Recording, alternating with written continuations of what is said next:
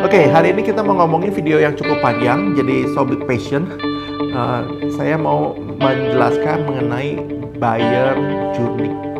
Supaya kita tahu seorang membeli properti itu ada runutannya, ada journey-nya, ada perjalanannya, tidak serta-merta membeli. Oke, kita akan mulai dari perjalanan pertama dia ketika mulai mencari properti. Apa sih yang ada di kepala dia? Ini semua isinya ada di kepala dia. Dan kenapa saya mau ceritakan ini? Supaya ketika negosiasi pas, jangan salah nego. Ketika orang berpikir A, kita melakukan manuver atau melakukan strategi yang Z nggak nyambung. Akhirnya dia ilfeel, dia bete, dan dia pergi dari kamu. Oke? Nah, yang pertama di kepala dia ketika mau membeli atau pengen mencari properti adalah ada sebuah kebutuhan. Ada sebuah kebutuhan yang dia sedang inginkan. Nah, kebutuhannya apa? Ini menjadi berbeda-beda ya. Teman-teman harus pakai peran dokter itu menggali. Kebutuhan bisa dia lagi untuk menyimpan uangnya yang ada di bank yang banyak itu. Artinya dia tidak peduli bahwa properti itu lingkungannya menarik atau tidak. Yang dia pedulikan mungkin future-nya. Satu hari properti itu bakal menjadi lebih bagus sehingga nilai uangnya makin meningkat. Nah, bayangin, berarti cara ngobrolnya kan jadi beda. Atau dia butuh karena anaknya yang dulu 1, 2, yang kecil-kecil sekarang udah menjadi SD, SMP, yang kamarnya harus dipisahkan. Yang dulu rumahnya hanya 2 kamar, sekarang butuh menjadi 3 atau 4 kamar. Beda lagi.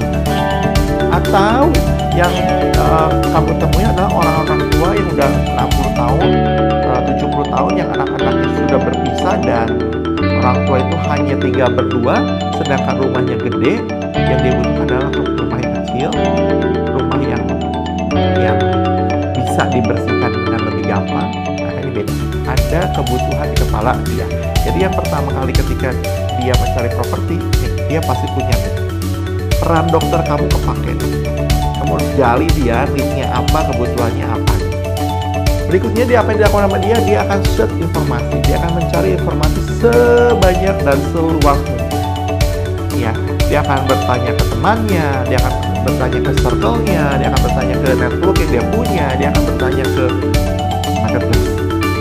So, pastikan dari semua itu kamu hadir. Makanya di video ini kita pernah membahas outside. Kalau kamu tidak terlihat di dia, akan ada pikiran.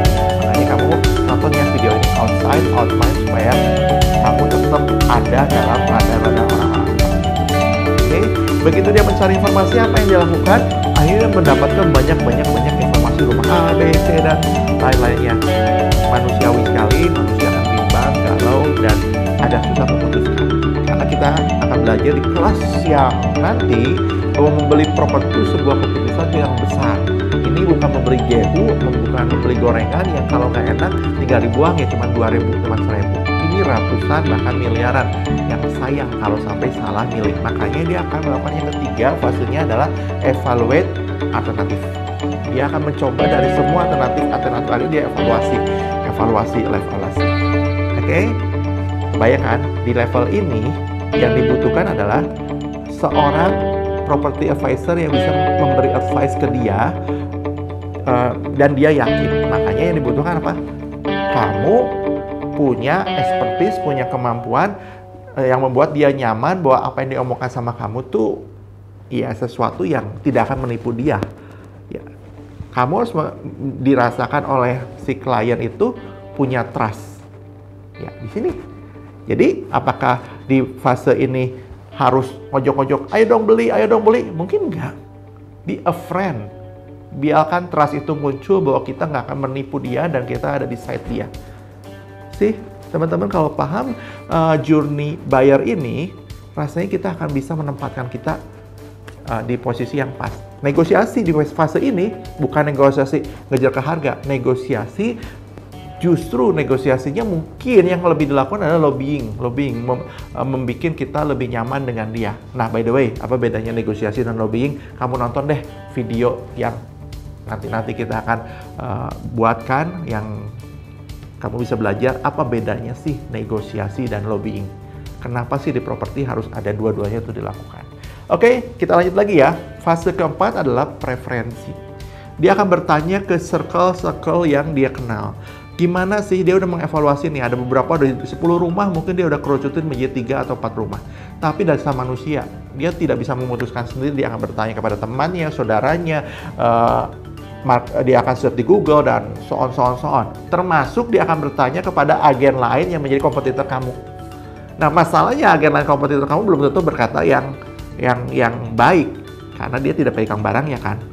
Tapi mau nggak mau, dia akan bertanya ke sana. Makanya penampilan kamu bisa meyakinkan dia, trust yang kamu bisa berikan ke dia, itu akan menolong properti yang kamu tawarkan menjadi pilihan, salah satu pilihan dia. Oke, kita masuk fase kelima. Fase kelima adalah dari 10 evaluat alternatif ada 10, thread dikecilin jadi mungkin cuma 3. Dia tanya siapa, si A, si B. Akhirnya dari semua yang menjawab itu mungkin dikerucutkan jadi 1. Nah, ketika jadi 1 bagus dong, tapi zaman sekarang media sosial di mana-mana, tingkat keyakinan orang tuh sangat rendah. Makanya dia butuh sekali lagi keyakinan, conviction. Dia akan bertanya sekali lagi, dia akan melihat Google sekali lagi, dia akan riset di marketplace sekali lagi, termasuk dia akan bertanya ke agen lain lagi sekali lagi. Nah, teman-teman, di fase conviction, kita sebagai agen, kita udah tahu nih, obatnya udah mulai kena nih. Ya, berarti antibiotiknya harus makin kenceng dong, atau tahapan negosiasinya, follow up-nya harus makin kenceng, karena dia lagi keyakinan. Jangan sampai di last minute ada orang yang menikung di lingkungan bisa memberi keyakinan yang lebih dibanding properti yang kita tawarkan. Makanya intensitas follow up menjadi sangat penting di fase ini. Oke, kita akan lanjut ke yang terakhir. Ini yang paling seru. Terakhir ya decision. Nah, kalau itu masuk ke Anda, decision-nya ke kamu, good. Berarti sudah enak dong. Kita tinggal menantikan closing itu turun. Nah, kurang lebih inilah fase buyer journey yang kalian harus pelajarin dan kalian praktekkan. Setiap kali ketemu klien, pikirkan ada di fase mana mereka supaya bisa masuk perannya. Apakah sebagai dokter, sebagai negosiator, atau sebagai banker. Oke? Saya mau recap sedikit, ada 1, 2, 3, 4, 5, 6 tahapan. Recognize need, share informasi, evaluate alternate, preferensi, conviction, dan finally dia akan make a decision. Oke, kita bertemu di video berikutnya.